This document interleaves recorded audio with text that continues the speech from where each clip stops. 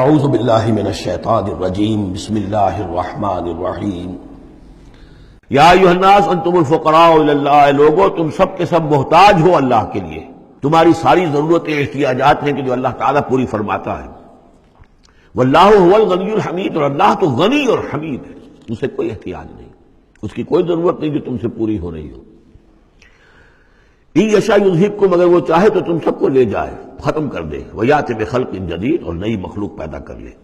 وما ذلک علی اللہ بعزیز، اور یہ اللہ پر ہرگز بھاری نہیں ہے۔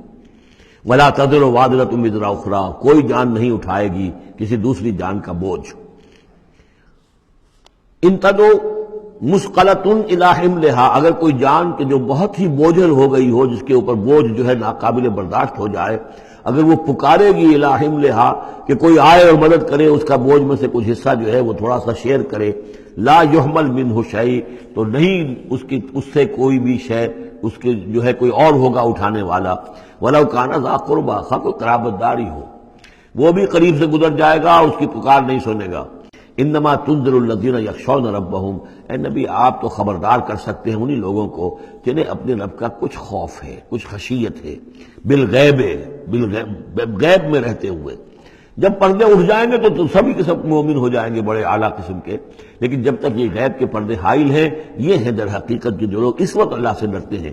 وَأَقَامُوا الصَّلَاةَ، اور جنہوں نے نماز قائم کی، وَمَن تَزَكَّىٰ فَإِنَّمَا يَتَزَكَّىٰ لِنَفْسِهِ، اور جس کسی نے بھی پاکیزگی اختیار کر لی تو وہ تو پاکیزگی اختیار کر رہا ہے، تزکیہ نفس اس نے کیا ہے اپنے لیے، اپنے بھلے کے لیے۔ وَإِلَى اللَّهِ الْمَصِيرُ، اور اللہ ہی کی طرف سب کو لوٹ جانا ہے۔ وَمَا يَسْتَوِي الْأَعْمَىٰ وَالْبَصِيرُ، اور دیکھو دیکھنے والا اور اندھا یہ برابر تو نہیں ہو سکتے۔ وَلَا الظُّلُمَاتُ وَلَا النُّورُ، اسی طرح اندھیرے اور روشنی یہ برابر تو نہیں ہو سکتے۔ وَلَا الظِّلُّ وَلَا الْحَرُورُ، اسی طریقے سے سایہ اور لو یہ برابر تو نہیں ہو سکتے۔ وَمَا يَسْتَوِي الْأَحْيَاءُ وَلَا الْأَمْوَاتُ، اسی طریقے سے زندہ اور جو مردہ ہیں وہ برابر نہیں ہیں۔ یعنی انسانوں میں سے بہت سے لوگ حقیقت کے اعتبار سے مردہ ہیں، ان کی اندر کا انسان ان کا جو ہے وہ مر چکا ہے۔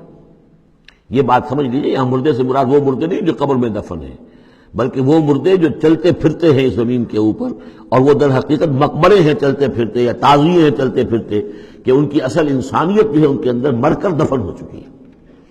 وما یستوی الاحیاء ولا الاموات، جو زندہ ہیں، جن کے دل زندہ ہیں۔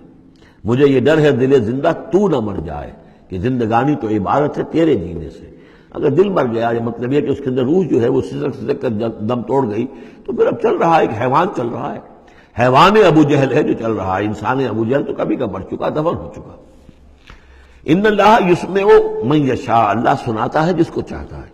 وما انت بمسمع من فی القبور، اور اے نبی آپ نہیں سنا سکتے ان کو جو قبروں کے اندر ہیں، اور قبروں میں سے مراد وہ انسان جو در حقیقت چلتے پھرتے مقبرے ہیں۔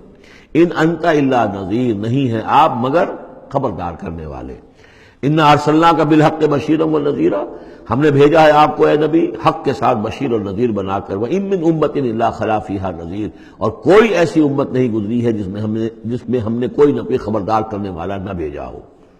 وَإِن يُكَذِّبُوكَ فَقَدْ كَذَّبَ الَّذِينَ مِن قَبْلِهِمْ، پھر اگر یہ آپ کو جھٹلا دے تو جھٹلایا تھا ان لوگوں نے بھی جو ان سے پہلے تھے۔ جاءتہم رسلہم بالبینات، ان کے پاس آئے ان کے رسول واضح تعلیمات اور واضح نشانیاں لے کر، وبالزبر، اور صحیفے لے کر، وبالکتاب المنیر، اور روشن کتاب لے کر۔ صحف ابراہیم و موسیٰ، اور کتاب جو ہے پھر کتاب اللہ نے تورات دی اور انجیل، یہ کتابیں ہیں، زبور کتاب ہے۔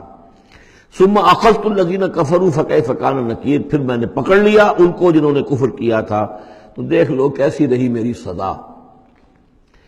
الم تری ان اللہ انزل من السماء ماء، کیا تم نے دیکھا نہیں کہ اللہ نے اتارا آسمان سے پانی، فاخرجنا به ثمرات، پھر ہم نے اس کے ذریعے سے پھل اور میوے نکال دیے زمین سے، مختلفا الوانها، جن کے رنگ جو ہیں بڑے ایک دوسرے سے مختلف ہیں۔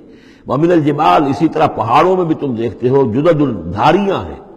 یہ دھاریاں خاص طور پر کاغان جاتے ہوئے بہت نظر آتی ہیں، کہ ایک پہاڑ ہے اس میں دھاریاں پڑی ہوئی ہیں، یعنی کوئی ایک سٹریٹم ہے لال رنگ کا معلوم ہوتا ہے، اس کے بعد کوئی اور چٹان ہے بالکل تختی کی طرح کی، وہ کسی اور رنگ کی ہے، تو اسی کی طرف ذکر ہو رہا ہے۔ پھر من الجبال جدد، بیض، سفید، وحمر، اور لال، مختلف الوانها، ان کے بھی رنگ مختلف ہیں، وغرابیب سود، اور بعض اتنے کالے کہ جیسے کوے کالے ہوتے ہیں، اتنے سیاہ رنگ کے پہاڑ۔ وَمِنَ النَّاسِ وَالدَّوَابِّ وَالْأَنْعَامِ مُخْتَلِفٌ أَلْوَانُهُ كَذَلِكَ، اور اسی طریقے سے انسانوں میں سے بھی اور حیوانات میں بھی، اور جو بھی اللہ نے جانور پیدا کیے ہیں اور چوپایوں میں بھی مختلف رنگ و روغن موجود ہیں۔ کذالک، اسی طرح، انما یخشی اللہ من عبادہ العلماء، یقیناً اللہ تعالیٰ کی خشیت تو اس کے اہل علم لوگوں کے دلوں ہی کے اندر ہوتی ہے۔